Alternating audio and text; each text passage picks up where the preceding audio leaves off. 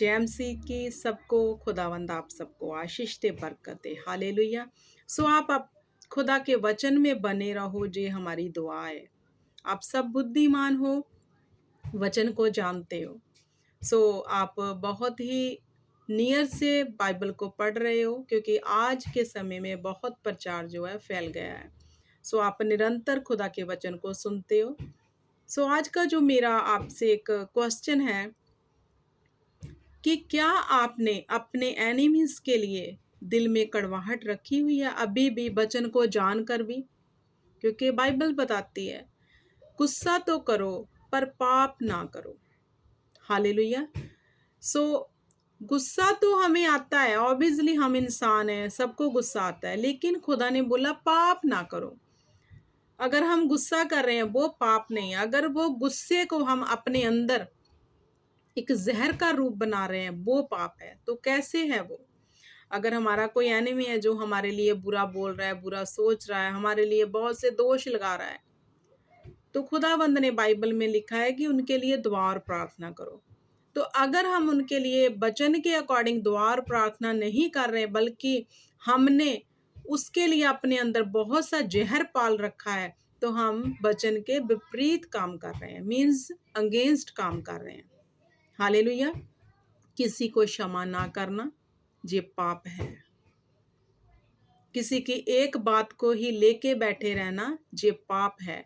तो आप अपने मन से ये धोखा है जो आप निकाल दो कि आपकी प्रार्थना का उत्तर आएगा। क्योंकि जब खुदाबंद ने लिख दिया कि आप अपने दुश्मनों के लिए प्रार्थना करो, तो हमें प्रार्थना करनी है और उससे उनके साथ प्यार दिखाना है, ताकि वो हमारे जीवन को देख के अपने जीवन को तब्दील कर लें कि ये कैसा इंसान है। मैं तो इसके विषय में ऐसी ऐसी सोचे रखता हूँ, फिर भी जो मुझसे प्यार करता है। तो हम में और उसमें क्या हो गया, बहुत डिफरेंट हो गया।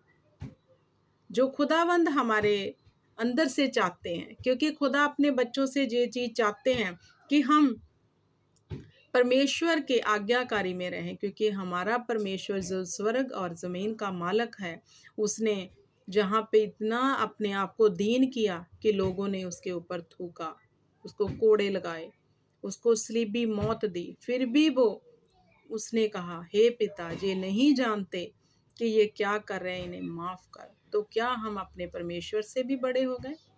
क्या हम उस खुदावंद से भी बड़े हो गए कि हमारा खुदा तो माफ़ करने वाला है?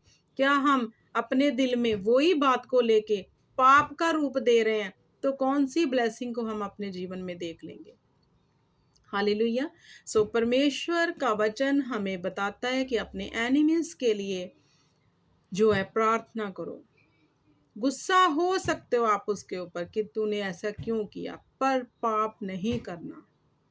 तो पाप यही है कि आप उसके लिए अभी भी मन में कड़वाहट रखे हुए हैं, क्योंकि जो गुस्सा होता है वो क्षण भर का होता है, आता है और चला जाता है।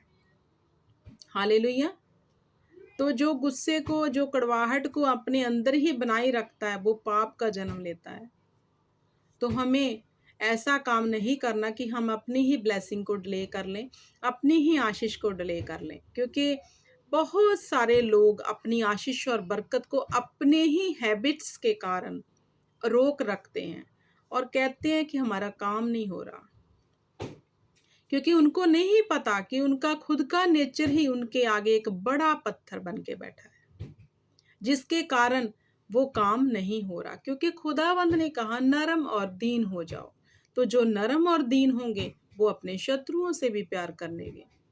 जो को वो कर रहे हैं वो भूल जाएंगे कि उसने मेरे साथ ऐसा किया था, तो वो क्षमा कर देंगे, क्षमा करके फिर से उनसे मेल मिलाप करेंगे। हालेलुया। सो परमेश्वर हमसे ऐसी ही जिंदगी चाहता है जैसी खुदाबंद ने बताई है। तो कैसे हम ऐसे बन सकते? जब तक हम खुदा को कहेंगे नहीं, खुदा हमारी जुबान पर अपना पहरा बिठा कि हम कुछ अपशब्द ना बोल दें। खुदा हमारी आंखों पे अपना पहरा बिठा कि हम बुरा देख ना सके, बुरा बोल ना सके। हालेलुया। तो खुदाबंद से जब हम मांगते हैं फिर वो करता है। जब तक हम उससे मांगेंगे नहीं, वो नहीं करेगा हमारे जीवन में काम, क्योंकि वो धक्के से काम नहीं करता। तो हमें अपनी चाल की ओर ध्यान देना है। क्या हम अपने एनिमीज के लिए अपने अंदर पाप कर रहे हैं, तो हम अपनी ब्लेसिंग को, आशीष को, चंगाई को बहुत डिले कर रहे हैं। तो आप चाहते हो कि आपकी आशीष और ब्लेसिंग डिले हो? कोई भी नहीं चाहता। अगर नहीं चाहते तो कुड़कुड़ाना छोड़कर उसको फॉरगेट कर दो, उसको लीव इट कर दो, उसके बारे में सोचना बंद कर दो, क्योंकि खुदा हर एक का न्याय करेगा। वो न्यायकारी परमेश्वर है। आप अपनी चाल पर ध्यान दो, अपने कर्मों पर ध्यान दो। ऐसा ना हो कि उसके कारण आप भी नरक में चले जाओ। हालेलुया। सो बहुत सारी ऐसी बातें हैं जो हम अपने ही गलतियों के कारण अपने जीवन में डिले करते हैं। जैसे इज़राइलियों ने 40 दिन का सफ़र 40 साल में कर दिया। तो अगर हम भी ऐसा करें कि अभी तक हमें 20 साल हो गए, 10 साल हो गए खुदा में आए हुए और अभी तक हमने अपने जीवन में कोई ब्लेसिंग नहीं देखी, तो हमें देखना है कि क्यों नहीं देख रहे हैं। क्या हमारी चाल के ऊपर हम ध्यान दे रहे हैं? अपने बोलने के ऊपर, अपने सोचने के ऊपर हम ध्यान दे रहे हैं? सबसे अधिक अपने मन की चौकसी का वचन बताता है। सबसे अधिक, हालेलुया। सो सबसे अधिक हमें अपने मन के विचारों की चौकसी करनी है कि इसमें कौन से थॉट आ रहे हैं दूसरे के लिए, क्योंकि हो सकता है खुदावंद उससे ज़्यादा प्यार करता हो जिसके लिए आप कुड़कुड़ा रहे हैं, जिसको आपने अभी तक माफ़ नहीं किया। तो क्या आप खुदा से आशीष को पालोगे? क्या आपकी प्रार्थना स्वर्ग सुनी जाएगी? क्योंकि खुदा ने तो एक वचन में लिखा कि जब तक तू अपने भाई को माफ़ करके नहीं आता, तो इस वेदी पे तू मुझे भेंट भी नहीं चढ़ा सकता। तो पहले जा अपने भाई को माफ़ करके आ। तो भाई कौन है? आप, हम सब जो भाई मसीह में, हम सब भाई-बहन हैं। हालेलुया। सो माफ़ करने वाली आत्मा आपके जीवन में होनी चाहिए। फ़ॉरगेट करने वाली जो आपके अंदर जो नेचर है वो होनी चाहिए। हालेलुया।